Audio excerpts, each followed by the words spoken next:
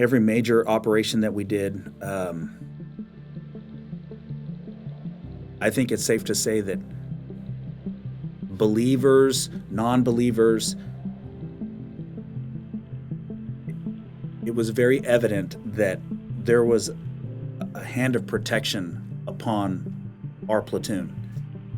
Not that we got out of issues, not that we got out of danger, but that we were protected while we went through danger. We were protected as we made contact with the enemy. And there was always this phrase that was being used throughout the deployment, like, man, we got lucky today. Wow, we got lucky today. Man, do you see how that happened? And this was being said throughout the deployment. And I remember one time I replied, I said, guys, do you really think this is luck? Like, really? I said, I'll tell you what, when we get home, we're going to do a Vegas trip, and we're going to see if this luck is still with us, right? Because this isn't luck. Like, this is divine protection. And it really was, and it was powerful, and it witnessed to all of our Marines. And so, yeah. So give me an example of where you it was undeniable where God showed up. Yeah, there's a couple. The first one is, and to be clear, there was more, but there's three that I think are pretty notable. So the first one, we did an operation called Operation Rivergate. Interestingly enough, that's the name of our church, Rivergate Ministries. And so Operation Rivergate was a very significant combat operation that happened the end of 2005. There were a number of cities along the Euphrates River that had become strongholds for the enemy. And anything along the Euphrates is growing. There's growth, there's vegetation, there's life. There's major cities along the Euphrates, whereas other parts of the country, it's like, Bedouin villages and, mud huts and, literally goat herders in the middle of nowhere. Along the Euphrates, it's different. These are very westernized, well-architectured homes, 2-story, 3-story houses, paved roads, dentist office, grocery store, these types of cities. And as I mentioned, many of the insurgents had occupied these cities. They were essentially a stronghold, and they were using the Euphrates River like a freeway. They would use speedboats to get up and down the river, and there were these pontoon bridges that would connect the cities along the Euphrates. So it was very strategic.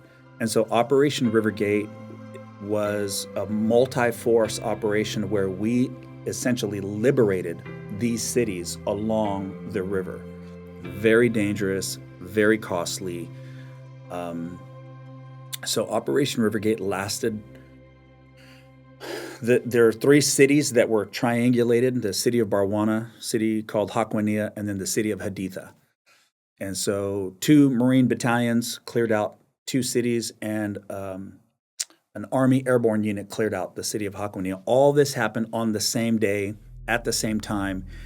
We rolled into these cities under the cover of darkness, moved all through the night to get there, blew up the pontoon bridges,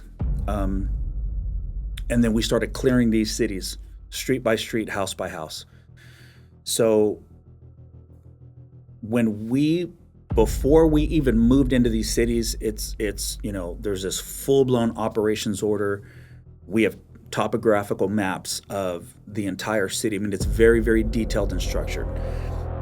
So we can see buildings and roads and everything. And so what we're doing is we're planning our entry, and we're planning our positions once we get in there, because it's going to be dark when we arrive. So we're already plotting out our positions that we're going into. And I remember initially I had selected some key terrain features that, while you're looking at a map, look pretty advantageous for us to move into a position where you can kind of overlook and see the city. It was kind of like a ridge line. So when we actually got there and we're moving into these positions that we've essentially fixed, You still have some flexibility to move around, but not too much. And so for whatever reason, I couldn't tell you. I think I just when I actually got into the space where Barwana was, this was the eve before the attack. I just didn't like the position that I had previously marked, and so I, just kind of notified my platoon, hey, I'm going to be moving from this position to this, and I never moved into the position. I just didn't like it while I was pulling up, so I moved to another alternate position, and then there was another vehicle from my platoon that wanted my position. He could have kept his, but he wanted mine for whatever reason. So he moved into that position, and as soon as he parked, as soon as that vehicle moved in there, it exploded. That was my position. The vehicle exploded. It was a triple stacked IED under that vehicle. And so triple stacked means it's a 155 artillery shell, massive, times 3, essentially configured so that it's like a shape charge, so that it blows upward and out. And so this is a 14-ton vehicle that gets hit, and there's 8 Marines in this vehicle. These are my Marines.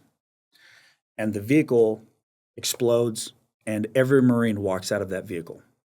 Nobody died in that incident. 2 Marines were wounded, the vehicle commander and the driver. But they have all their moving parts, and it was essentially just a really, really bad concussion. One to the degree where the vehicle commander, his cranium actually cracked. So we had to medevac them out, but they're alive. And like I mentioned, they have all their limbs, and 8 Marines walked out of that vehicle. But the vehicle itself was catastrophically destroyed, meaning it could not be salvaged at all. It had to be, we stripped the radio and the gear, but we left it in place. It's done. So if you don't call that protection, I don't know what you can call that. But that happened. So that's one.